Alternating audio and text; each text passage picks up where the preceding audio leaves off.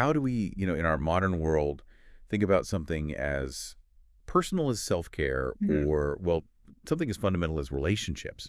We talk a lot about mental well-being, healthy boundaries, finding inner peace, even, navigating these really complex ideas of pleasure and desire. Right. But what if I told you that ancient thinkers, way before our modern anxieties kicked in, were actually grappling with remarkably similar questions, though obviously through a very different lens? Oh, yeah, absolutely. Turns out their insights might offer some, well, surprising ways to rethink our own practices and maybe even challenge our assumptions about what ethical living truly means today. That's exactly right.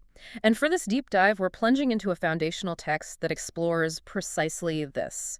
Michel Foucault's The History of Sexuality, Volume 3, The Care of the Self. Ah, the third volume. Yeah, and it's a truly intricate analysis of how sexual conduct, self-management, even the very nature of relationships were conceptualized and practiced back in Greco-Roman antiquity. We're talking particularly the first 2 centuries of the Roman Empire. Okay. This volume really peels back layers of history to reveal these ethical frameworks that are, well, they're both surprisingly familiar in some ways, but also profoundly alien to our contemporary sensibilities. Our mission today, then, is to unpack Foucault's meticulous analysis of this period. He takes us on this fascinating journey through some truly unique and honestly often overlooked ancient sources. Everything from, dream interpretations to philosophical treatises to uncover what he calls the arts of existence practiced during that time. Yeah, the arts of existence. It's a great phrase. It is. And it's a chance to see how ancient ethics, while they might seem austere or maybe restrictive at first glance, actually differed fundamentally from the moral systems that came much later, like early Christianity, for instance. Big difference. In their core aims, their methods, their ultimate visions of human flourishing, we're really aiming to distill the profound and often counterintuitive nuggets of knowledge Foucault unearths here. It's all about explaining what's going on in this specific book. And our exploration is based on select excerpts from this foundational text, including its detailed table of contents and specific pages where Foucault meticulously develops his arguments. We also want to acknowledge the vital work of the translator, R.H., and those who assisted him, Stephen William Foster and Dennis Hollier. Right. The translation's key. Absolutely. Their dedicated efforts back in July 1986 made this profound and, frankly, challenging volume accessible to English readers, opening up such a crucial window into Foucault's later thought. Okay, let's unpack this truly fascinating starting point.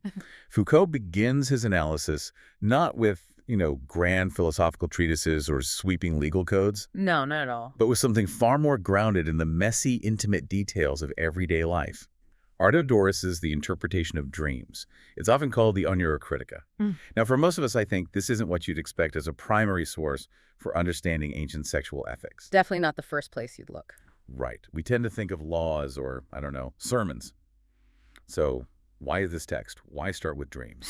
Well, it's precisely because it's not a grand moral treatise that it's so valuable. Artemidorus' work is really singular in its focus and approach. It's described as a practical guide. Practical. How so? It was intended for use by professional dream interpreters for clients from, well, all walks of life. This makes it really distinct from the more theoretical or prescriptive texts of moral philosophy or religious doctrine. Okay. What makes it incredibly valuable for Foucault's analysis is that it's virtually the only surviving text from that period that offers anything close to a systematic, comprehensive exposition of different forms of sexual acts and, crucially, their valuations. Wow. The only one. Pretty much, in this systematic way. It doesn't explicitly make moral judgments like a philosopher would, but it indirectly reveals the generally accepted schemas of valuation. Schemas of valuation, like the underlying assumptions. Exactly. The sort of unconscious frameworks for what was considered good, bad, favorable, or unfavorable in daily life. It testifies to a kind of perenniality, a sort of a common way of thinking about sexual pleasure, activity, and its consequences. And that helps us gauge what might have been uncommon or specifically addressed in the more elite philosophical and medical thought of the time. It gives us this window into the prevailing popular ethics. So it's not a morality textbook, but it's this unique window into prevailing societal attitudes and underlying ethical principles, almost through the back door of dream decipherment. Yeah, that's a good way to put it. You're trying to figure out what a dream means for your future. And in doing so, you inadvertently reveal what actions and relationships are considered ethically significant or maybe just practically beneficial in the waking world. Precisely. It's a way to discern those implicit ethical principles, particularly around aphrodisia, the pleasures, without them ever being explicitly stated as commandments or prohibitions. It's like discovering the rules by observing how they're applied and predicting life outcomes. Exactly. And Artemidorus, with his very methodical approach, makes this crucial distinction between two forms of nocturnal visions, which is really fundamental to his whole system, enipnia and aneuroi. All right, enipnia. Yeah. Those are what we might call state dreams or immediate dreams, aren't they? Mm-hmm. They directly express a person's current physiological or emotional state. If you're hungry, you dream of eating. If you intensely desire your beloved, you might dream they're right there, within reach. So they have a simple, almost diagnostic value, showing you your present condition, maybe a deficiency or excess in the body, like thirst or indigestion, or just an immediate fear or desire in the mind. They're reflections of the present, not prophecies. Correct. But here's where it gets truly interesting and adds a layer of complexity for the interpretation. While for ordinary people, desires might appear directly. For experts in dream interpretation, those same desires might manifest not directly as the desired object, but through signs or symbols. Oh, like codes. Kind of. For instance, instead of seeing the desired woman directly, an expert might dream of a horse, a mirror, a ship, the sea, an animal that is female, a piece of feminine apparel. Huh. So not the person, but things associated with them. Exactly. The dream isn't just a literal replay of a desire, it's a symbolic language. This suggests a more sophisticated, almost coded manifestation for those with deeper understanding. It implies that a certain level of, maybe, wisdom or purity of soul might lead to more allegorical dream experiences. That's a fascinating nuance. Yeah. The dream itself isn't just a reflection, but a communication that can be more or less direct, depending on the dreamer. Then you have the aneuroi. Those are the allegorical or predictive dreams. Right, the ones that truly foretell future events. And unlike enipnia, they often require sophisticated interpretation. Okay. Now, Artemidorus notes that virtuous individuals, those with pure souls, are typically said to experience only clear, theoretic dreams that directly announce an event without needing much decipherment. Which ties into older Greek thought, right? Like Plato's Republic, where a disciplined soul is better attuned to reality. Exactly. It implies a certain clarity of being leads to clarity of vision, even in sleep.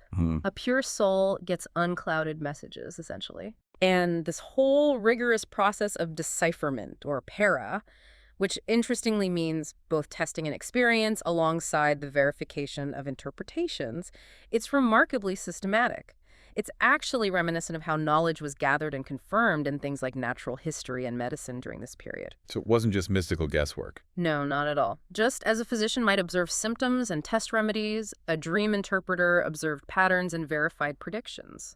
It was a method, a way of probing and confirming truths about the world and an individual's place in it. So how does this art of onocriticism, as they called it, actually work? How do you unveil those predictive meanings? It sounds like a really structured, almost scientific system of divination. It absolutely is in its own way. Yeah. The primary method Artemidorus describes is through various forms of analogy and what he calls juxtaposition of similarities. Okay. This operates on two main levels, almost like different lenses you can use to view the dream. First, there's natural analogy. Natural analogy. Like what? Well, it could be a qualitative identity. So dreaming of malaise or discomfort in your body foretells a bad state of health or fortune in your waking life. Simple connection. Right. Or if you dream of mud, it might signify body congestion or an impure state. It could also be an identity of words like the famous example of dreaming of a ram, krios, signifying authority, which is basically a pun in Greek. Ah, okay. Wordplay. Yeah. Or it could be a symbolic affinity, where dreaming of a lion signifies strength or royalty, consistent with its natural attributes. Pretty straightforward symbolism. That makes perfect sense. It's like a visual pun or a metaphor made real in the dream world. But then there's this even more abstract layer, an analogy of value. How does that work? How does it determine if future events are favorable or unfavorable? And what does it tell us about their underlying ethical system? This is a particularly essential point because the core function of the dream, for the dreamer, is to predict whether future events will be good or bad, fortunate or unfortunate. The general principle is deceptively simple. A dream is considered favorable if the action it represents is itself deemed good. Okay. Seems simple enough. But the measurement of this goodness is what's truly complex and reveals the ancient ethical framework. Artemidorus suggests 6 rigorous criteria for evaluating this value the represented action should conform to. First, nature, is it biologically or cosmologically aligned? Second, law, does it abide by established legal norms? Third, custom, does it fit with accepted social practices and traditions? Fourth, technique. Technique, what's that again? It means the specific craft or the rules for achieving certain practical ends, does it align with skill or professional conduct? Fifth, time, meaning it's carried out at the right moment or under the appropriate circumstances. And lastly, sixth, its name, if it possesses an auspicious or significant one, maybe carrying a lucky connotation. Wow. So essentially, everything that appears in accordance with nature, law, custom, craft, names, or time is good. But everything that is contrary to them is bad and inauspicious. That's quite a comprehensive ethical checklist for dream interpretation. It really is. But Foucault also notes a fascinating reversal of values here. What's that about? How does that make the system even more nuanced? Yes, this is where it truly gets nuanced and kind of counterintuitive to a modern moral lens. A dream that is good in regard to its interior can paradoxically be bad in regard to its exterior. Okay, unpack that. Good inside, bad outside. It means an action that, by some inherent philosophical or spiritual standard, might be considered inherently virtuous or pure, could actually foretell negative, even disastrous external outcomes in your waking life. Huh. Like what? For instance, dreaming of dining intimately with a god or engaging in sacred rituals might be inherently positive as a sign of divine favor or spiritual purity. That's the good interior part. However, this very dream could, through the analogy of value, foretell a dire external event like sickness, loss of property, or even death. Why? That seems backward. Because it implies a detachment from earthly concerns, a proximity to the divine that could mean leaving the mortal realm. It's not always straightforward. The good is interpreted through its practical consequences for the dreamer's earthly existence, not just its internal purity. Wow. This reveals a really pragmatic ethical system where even spiritual good is weighed against worldly well-being. It's not just about abstract virtue. That's a remarkable distinction. It shows a very different calculus than, say, a moral system focused solely on intent or sin. Now let's apply this to how specific sexual acts are interpreted in these dreams. This is where we start to see ancient social norms reflected, often in ways that surprise us. What about acts considered in conformity with the law in dreams? Right. For Artemidorus, a critical point is that the predictive meaning and, well, what we might call the moral value of a sexual act in a dream are determined primarily by the condition of the partner. The partner's condition, not the act itself. Exactly. Not the specific form of the act itself. This is a crucial difference from many later moral systems. Factors include their social status, whether they are married or not, free or enslaved, young or old, rich or poor, their profession, or their relationship to the dreamer, like a spouse, mistress, or even a young protege. The act itself, regardless of its specific form, is largely interpreted just as penetration. So, dreaming of sex with one's wife, for instance, that's highly favorable. Very favorable. It's seen as analogous to one's craft or profession, symbolizing engaging in a recognized and legitimate activity that leads to benefit and profit. It's a sign of a stable, productive life. Okay. And remarkably, for Artemidorus, there's often no essential difference in this regard between a wife and mistress. Really? Wife and mistress are the same in dream value. Often, yes. Both, when viewed through the dream lens, can represent legitimate activity and profit for the dreamer, as long as the relationship falls within a recognized, even if sometimes informal, social structure.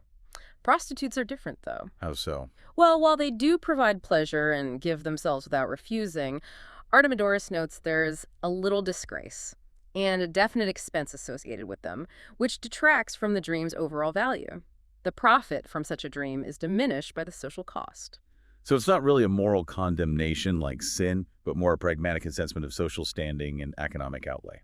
Precisely. It's about the practical balance sheet. That's a truly fascinating economic and social lens on sexual relationships, so far from a modern view focused on, say, fidelity or sin. What about masturbation? That seems like a solitary act, disconnected from social partnerships. How did that fit in? Masturbation, surprisingly perhaps for a modern audience, is considered in conformity with the law within Artemidorus' system. Yeah. It's often associated with the theme of slavery, actually. The hands are seen as servants to the penis, and apparently the Greek word for to bind to a post, a term used for whipping slaves, also meant to have an erection. Wow, okay. Didn't know that connection. So the body's parts are serving. Artemidorus views it as a positive act, generally. It can be a natural elimination of excess humors, a kind of philosophical lesson in self-sufficiency, or even a necessary remedy for certain ailments or pent-up desires, depending only on the individual's circumstances and needs. A remedy. Yeah. The text even humorously references Diogenes of Prusa, the Cynic philosopher, who jokingly praised public masturbation as a natural and reasonable act. This really highlights a focus on the individual's needs and the body's internal economy rather than external moral strictures. It's about self-management, not transgression. So it's not about transgression at all. It's about a natural function, or maybe a means to an end for the individual. Okay, now for the flip side. What was considered contrary to the law or deviating from nature in dreams. This is where we might see something closer to our modern taboos, I imagine. Indeed. Incest, for example, is defined quite restrictively in Artemidorus, largely as intercourse only between parents and their own children. Just parents and children, not wider family. Primarily, yes.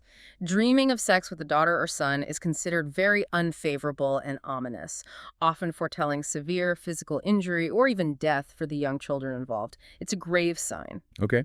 And what about other deviations from nature beyond those direct familial relationships? These include relations with gods, animals, or corpses, things which are obviously seen as profoundly unnatural and therefore negative omens. But what's particularly noteworthy is how unnatural relations with oneself are distinguished from simple masturbation. Unnatural relations with oneself, what does that mean? This doesn't mean masturbation itself, which, as we discussed, could be positive. Instead, it refers to acts like penetration of one's own body, kissing one's own sex organ, or taking it into one's mouth. Very specific acts. Yes. And these specific acts in dreams are interpreted as foretelling various catastrophic negative outcomes, from severe poverty, indigence, and suffering to the death or deprivation of children or women in the dreamer's life, or just extreme life-altering poverty. It's a complex system, far from a simple prohibition, but rather an intricate mapping of dream actions to real-world consequences, reflecting these deep-seated anxieties about self-sufficiency, bodily integrity, and societal standing.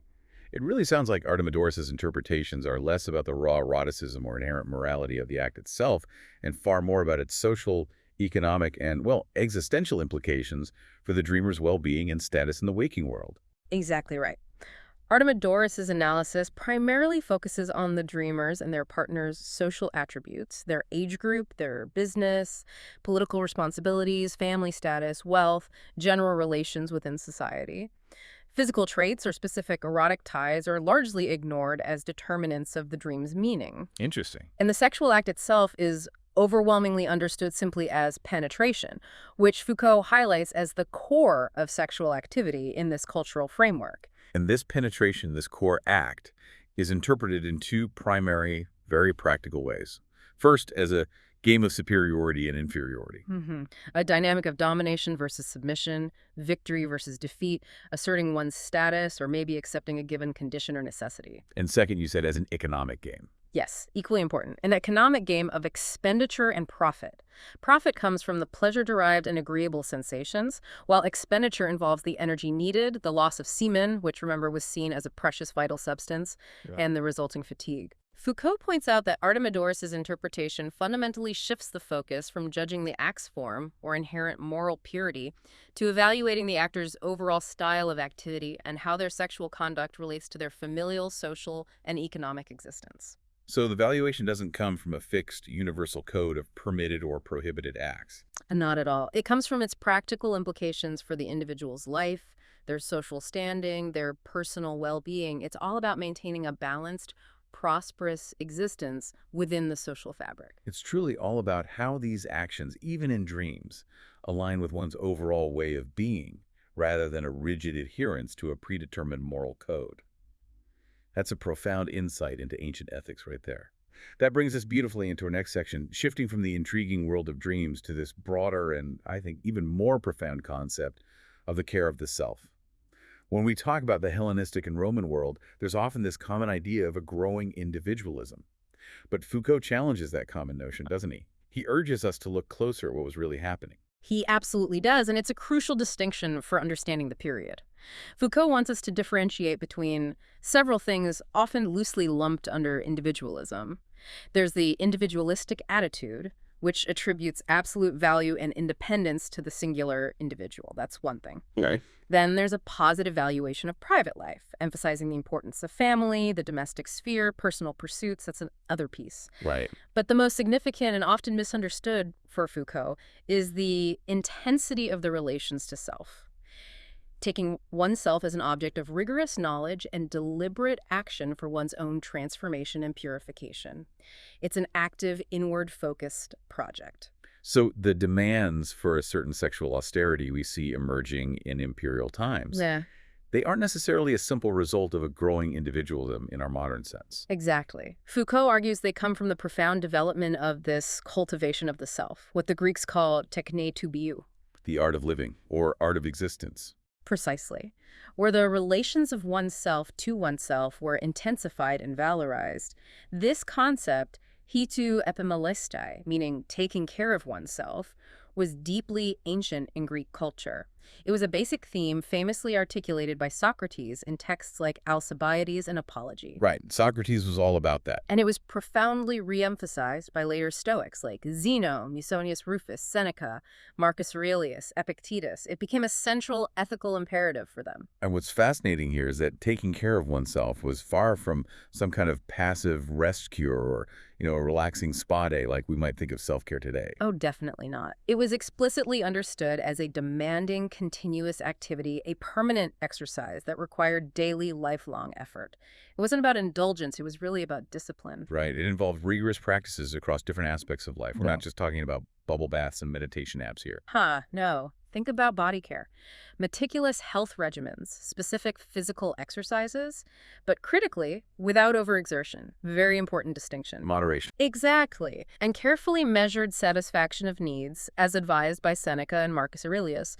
This concern wasn't just for youth or aesthetic purposes. It was primarily for maintaining the fragile adult body, which, if neglected or abused, could easily undermine the soul's composure and lead to moral failings. So the body was seen as a vehicle for the soul, and its care was essential for ethical living. Absolutely. And beyond the physical, there were equally intense mental disciplines. This included regular meditations, systematic readings of philosophical texts, diligent note-taking from books or important conversations. Like keeping a journal? Kind of, yes, but also constantly recalling fundamental truths and principles to adapt to life's challenges. Marcus Aurelius's famous injunction to retreat within oneself is a prime example. It wasn't a casual withdrawal. Oh. No, it was a sustained, deliberate effort to reactivate one's ethical principles, to persuade oneself against anger, fear, or other destructive emotions that might arise from external circumstances. It was like building mental armor against the chaos of the world. And it wasn't entirely solitary either, which is maybe a common misconception about ancient individualism. That's a really important point. There were critically important social and communication practices involved. This included regular, intimate talks with confidants, trusted friends, or even a dedicated spiritual guide or director. Like a mentor. Yeah, or a guide. Even correspondence played a crucial role, like Seneca's famous letters to Lucilius. You'd openly reveal your soul's state, seek advice, or offer it. This kind of self-work was deeply intertwined with honest communication and accountability within a trusted network. Okay, so this self-care was both internal and relational. And what's truly fascinating here, and often overlooked, is the strong and pervasive correlation between this care of the self and ancient medical thought and practice. The medical connection. Yes, this connection wasn't new. It went way back to classical Greek culture. Plutarch, for instance, explicitly describes philosophy and medicine as essentially a single field, or miachora. One field. Interesting. Yeah. They were seen as two sides of the same coin when it came to human well-being. That makes so much sense. They both dealt fundamentally with pathos, right? Yeah. A concept that wasn't just about physical illness. Exactly. It also encompassed passions, emotions, involuntary movements of the soul. This shared conceptual framework allowed them to analyze both body and soul ailments, using remarkably similar diagnostic and therapeutic approaches. It shows how holistically they viewed the human condition. So they saw a continuum between physical and mental or emotional health. Very much so. The Stoics in particular had this very detailed schema for disease progression that they applied equally to the body and the soul. A schema, like stages. Exactly. Think of it like this. For both a physical ailment or a moral flaw, It began with a proclivitas, a mere predisposition or a slight inclination towards something. Okay. Then came the pathos or affectus, the immediate affection, a sudden surge of passion or disorder, maybe a flash of anger or a moment of intense desire. If this isn't managed, it progresses to a nosema or morbus, Which is a declared illness or a full-blown bad habit like chronic anxiety or a recurring act of unkindness. Let that go on for too long, and it becomes an aggregatio or arostima, a chronic debility, a deeply ingrained character flaw that constantly undermines you. wow. And in the worst case, it culminates in kakia or vitium malum, an inveterate disease, a fundamental vice that has become an incurable core flaw in your very being.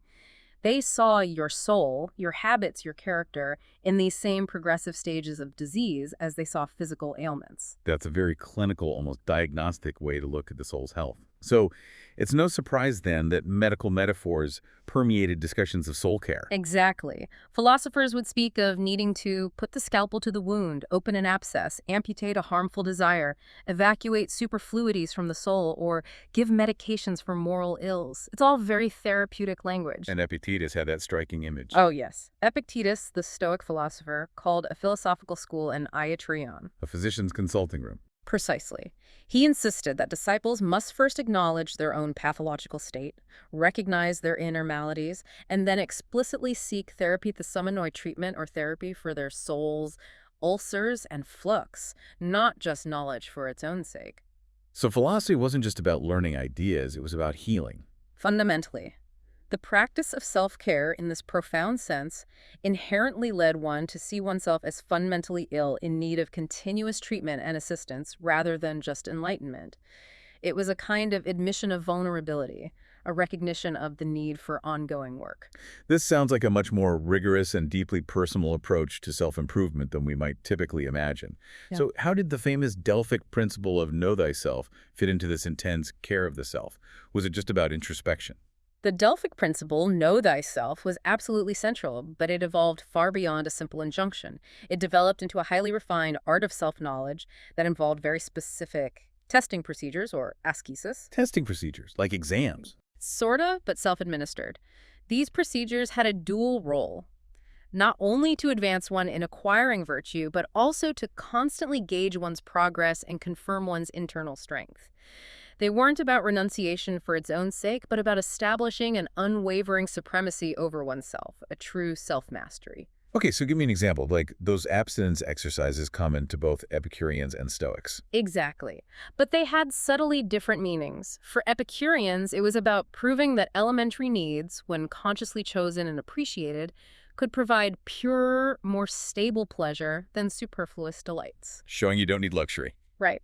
It was a test to mark the threshold of suffering, showing that happiness wasn't dependent on luxury. Like Epicurus himself famously reducing his daily rations to barley cakes and water to demonstrate contentment. Okay. And for the Stoics? For Stoics, these exercises in abstinence were primarily a preparation for potential future privation, a practical way to discover how easy it actually was to dispense with superfluities in times of abundance. Training for hardship. Yeah. Seneca used that powerful soldier analogy. In days of peace, the soldier performs maneuvers in order that he may be equal to unavoidable toil. It's about training in comfort for the ease of necessity, building resilience not through suffering, but through deliberate, temporary self-denial. It's a proactive discipline. One of the most powerful practices Foucault highlights here, and what I find particularly compelling, is the description of daily self-examination. Seneca, tracing this practice back to the earlier philosopher Sextius, describes this rigorous nightly ritual of questioning the soul. What bad habit have you cured today? What fault have you resisted? It's like a daily, intimate, internal audit of your moral compass. It really is. At first glance, this might seem like a small-scale judicial drama where you appear before an internal judge pleading your cause. Right, like putting yourself on trial. But Foucault clarifies it's actually more like an administrative review or an inspection, akin to a speculator, like a master, checking the accounts or inventories of his estate. So less about judgment, more about accounting. Exactly. The profound purpose wasn't to find guilt or to stimulate remorse for past misdeeds. It was to methodically commit legitimate ends and rules of conduct to memory, ensuring wise behavior and consistent application of principles in the future. The fault wasn't reactivated for culpability or punishment, but specifically to strengthen one's rational equipment, to reinforce the correct habit for next time. It's a proactive learning process, not a punishment.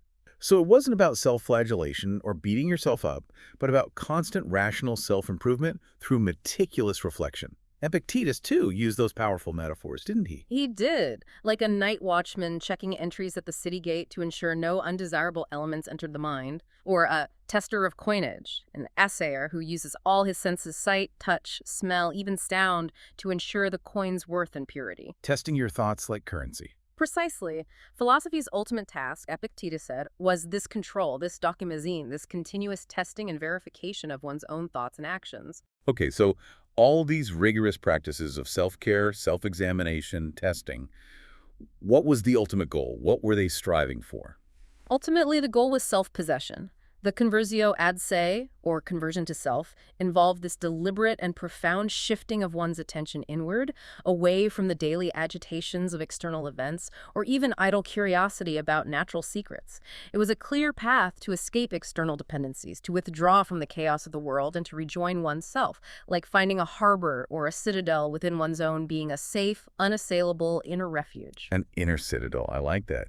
And the ultimate outcome of this rigorous self-cultivation, this inner refuge, was a very specific kind of pleasure. Yes, gaudium or the tisha. This was a profound, unshakable pleasure taken in oneself, a deep inner joy, fundamentally distinct from volupta. Voluptas being Fleeting, externally caused pleasure, often leading to subsequent pain or regret.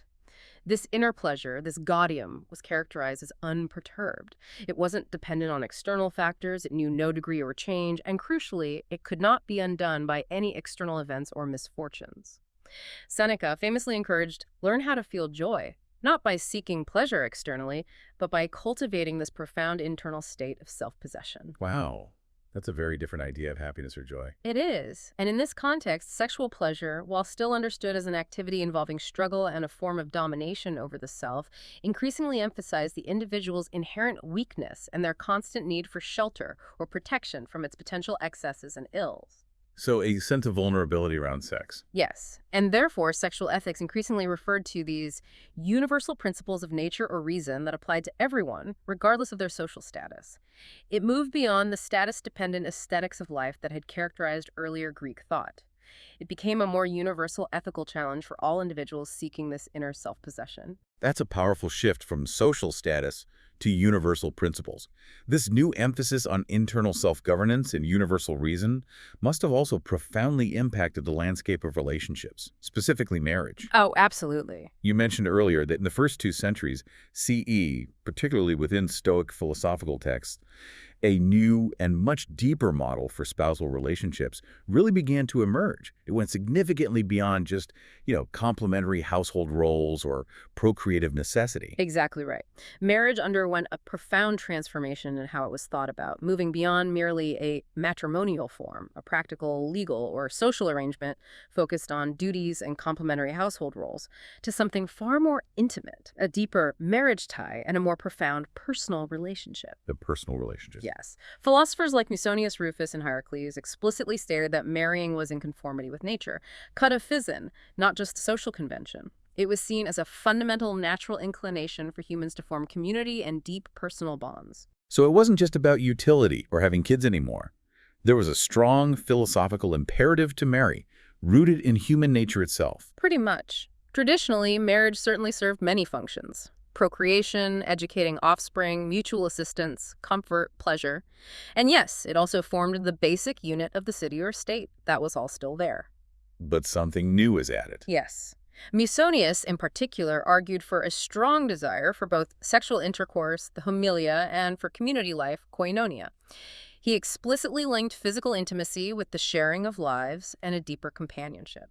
This wasn't just about physical union. It was interpreted as a natural inclination, binding individuals through shared interests, deep affection, and a community of souls, implying equal intensity and rationality for both partners. Equal rationality. That's interesting. Yeah, it underscored the idea that human beings are naturally communal and prefer this deep form of companionship and shared existence.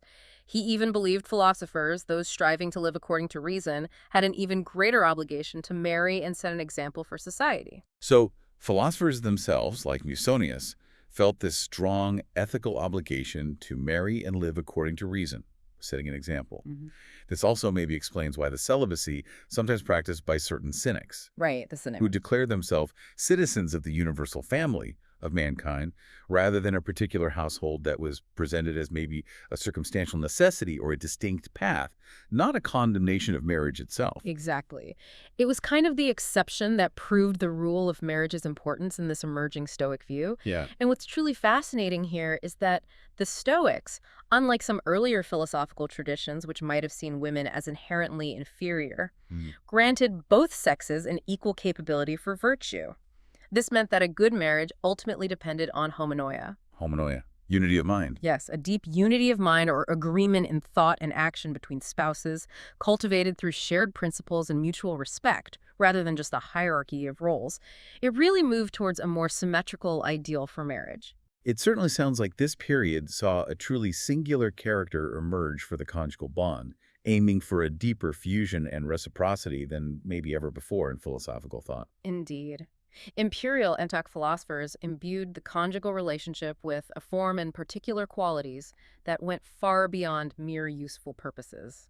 Antipater, and later echoed by Plutarch in his marriage precepts, famously described marriage as a total fusion, a krasis, Croesus, like water and wine mixing to form a new, inseparable liquid where the individual elements lose their distinct identities to create something entirely new. wow, that's a strong image. It is, and this contrasted sharply with mere mixtures, where elements remained independent, think pleasure-based unions, purely physical, or those that were easily dissociable, like interest-based arrangements, marriages of convenience.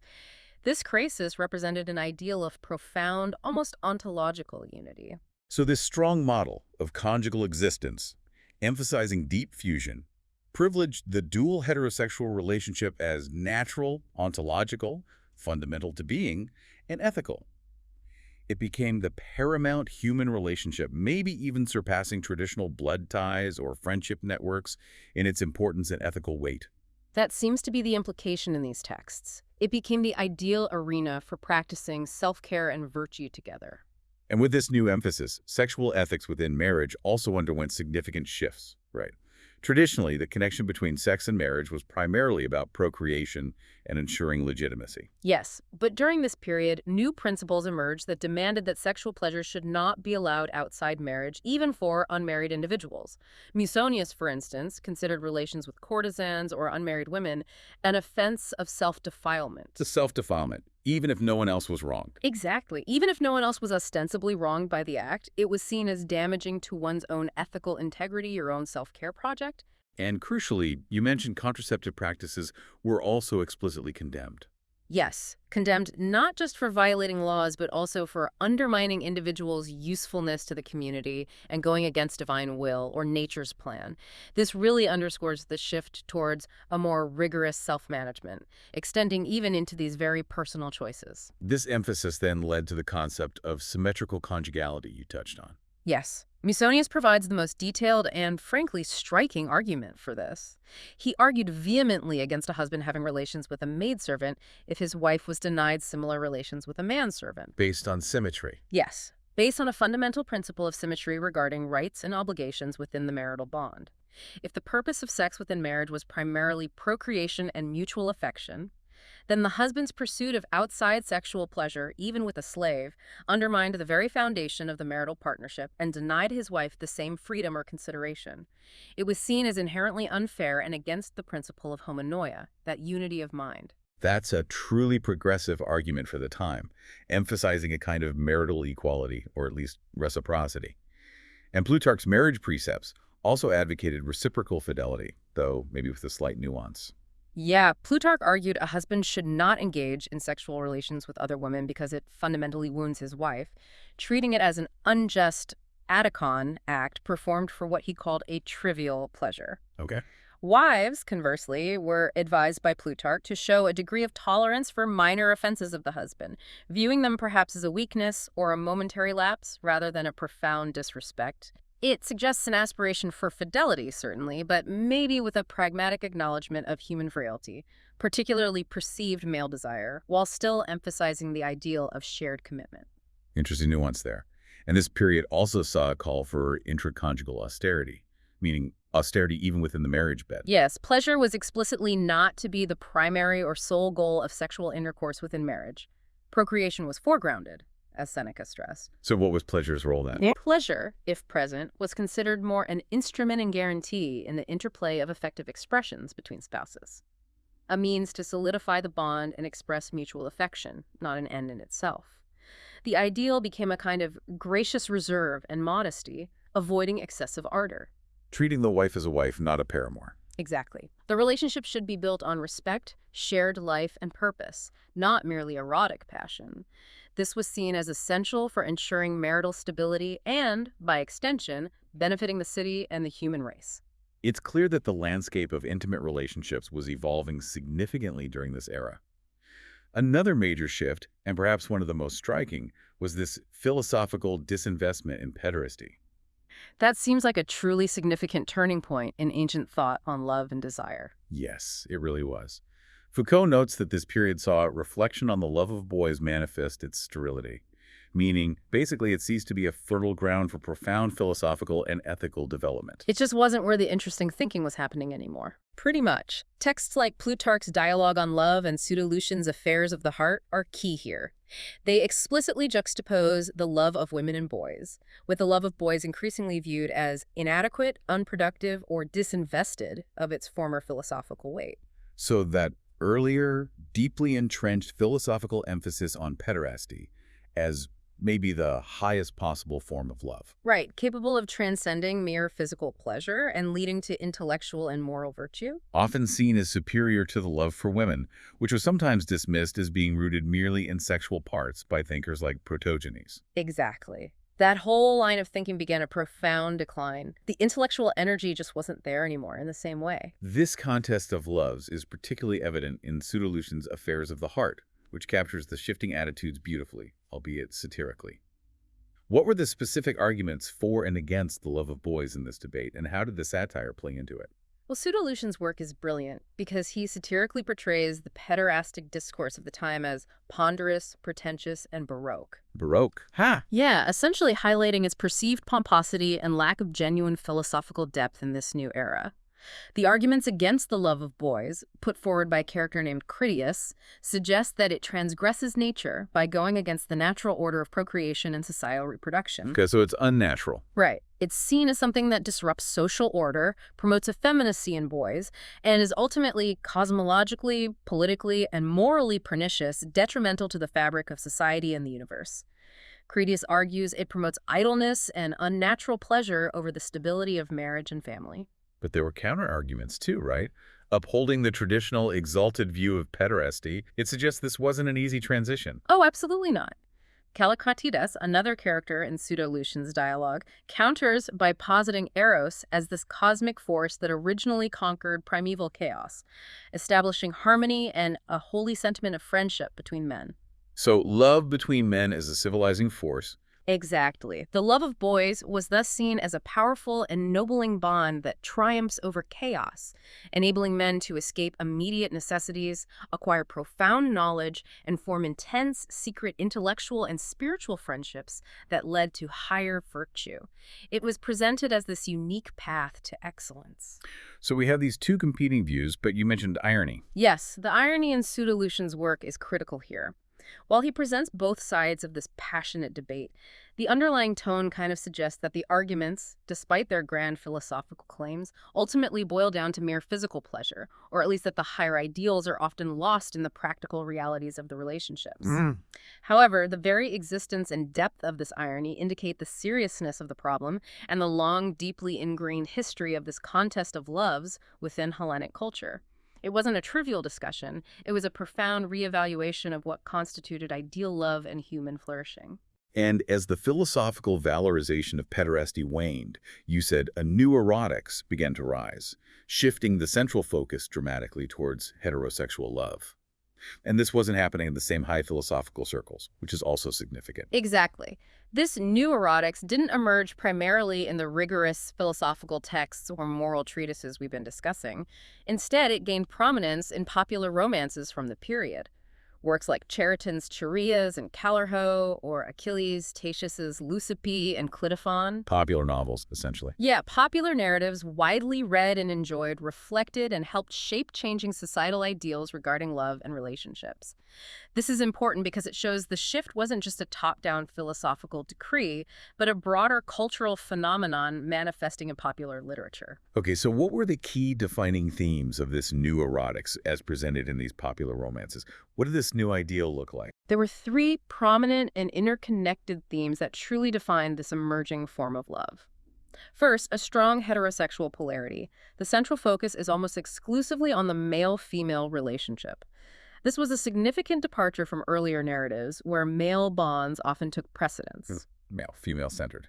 What else? Second, an insistence on virginal integrity and abstention.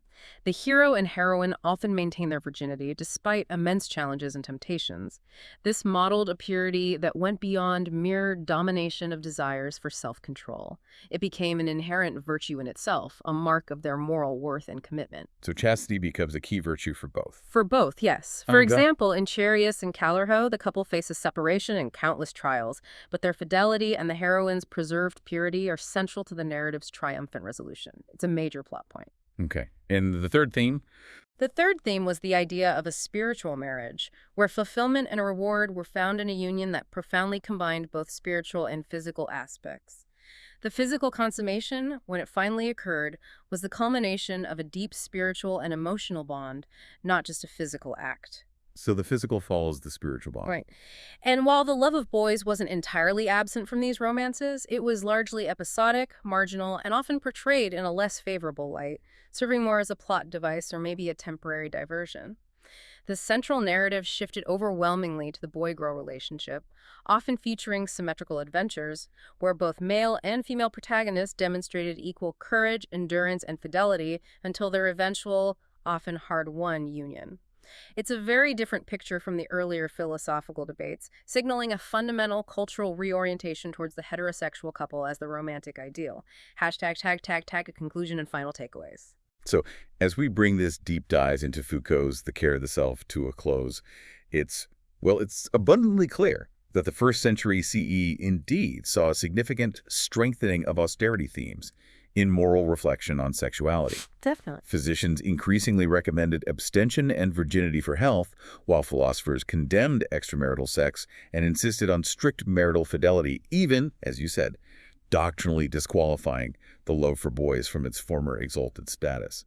This was clearly a period of intense ethical introspection and reevaluation. This is a critical observation, though, and Foucault warns us against a simplistic interpretation here. Yeah. It's tempting, isn't it, to view this as merely the lineaments of a future ethics, meaning like a direct linear precursor to Christian ethics, where sexual austerity becomes almost synonymous with Christian morality. However, Foucault argues that while there are certainly common outward traits like emphasizing chastity, there are fundamental differences in the underlying type of relation to the self, and crucially, in how these precepts were integrated into the subject's experience and ethical practice. It's not just a simpler version of what came later, it's a distinct ethical framework with its own logic. Okay, so it's not just Christianity light. Not at all. In essence, the profound modifications we see in sexual ethics during this Greco-Roman period weren't driven primarily by a simplistic accentuation of prohibitions, as we might assume with later moral systems.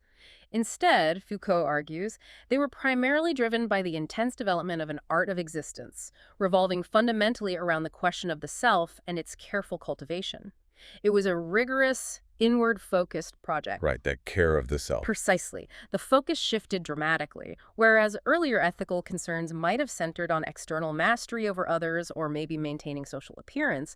This new ethical landscape prioritized acknowledging the inherent frailty of the individual. Yes, and the pressing need to protect oneself from the manifold ills that sexual activity, if not carefully managed, could bring everything from loss of composure and energy to social and economic ruin. There was also a strong emphasis on subjecting sexual activity to a universal form, grounded in nature and reason, principles seen as valid for all humans regardless of their social status. This made it in ethics applicable to everyone, not just an elite group. And crucially, it also emphasized the importance of specific practices and rigorous exercises for maintaining self-control and for ultimately arriving at that pure enjoyment of oneself, that internal gaudium or Letitia we discussed earlier, that profound pleasure that was unperturbed and self-derived, found within the depths of one's own well-ordered being rather than through external gratification. It was about finding joy in self-mastery. This is exactly why the Greco-Roman care of the self ethics differs so profoundly from later moral systems like Christianity, even where they share outward similarities in advocating chastity or fidelity.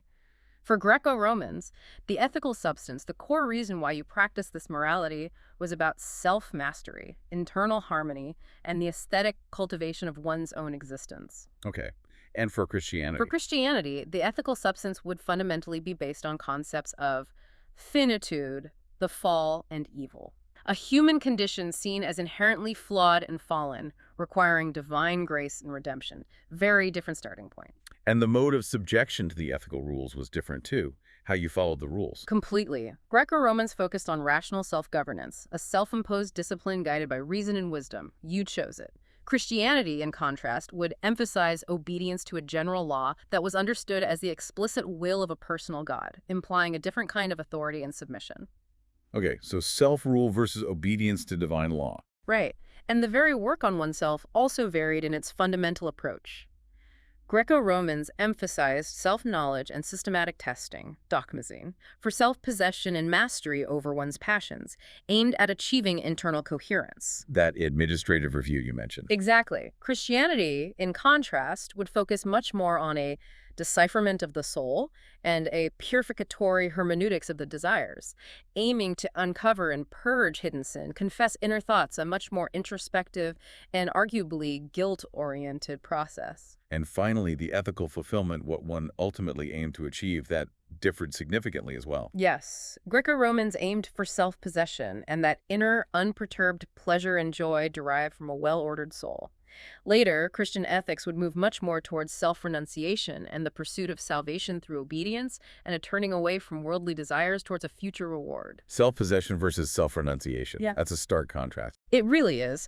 This historical deep dive into Foucault's work illuminates just how varied and complex the human approach to sexuality, self-management, and relationships has been across different eras. It clearly wasn't just a linear progression towards a single universal moral framework, but a rich tapestry of evolving arts of existence, each with its own logic and goals. So what does this all mean for us today as we navigate our own ideas of self-care, pleasure, and relationships? I mean, it's fascinating history, but what's the takeaway? Well, maybe the takeaway is a question for you, the listener. Okay. Consider how these ancient perspectives on the care of the self, prioritizing internal harmony, rational self-governance, and a deep, unperturbed enjoyment derived from within, might challenge or perhaps enrich our modern understandings of well-being, pleasure, and relational ethics. What can we learn about the ongoing human quest for meaning and ethical living from these historical arts of existence that might, in fact, offer surprisingly relevant insights for our contemporary lives? That's definitely something to think about.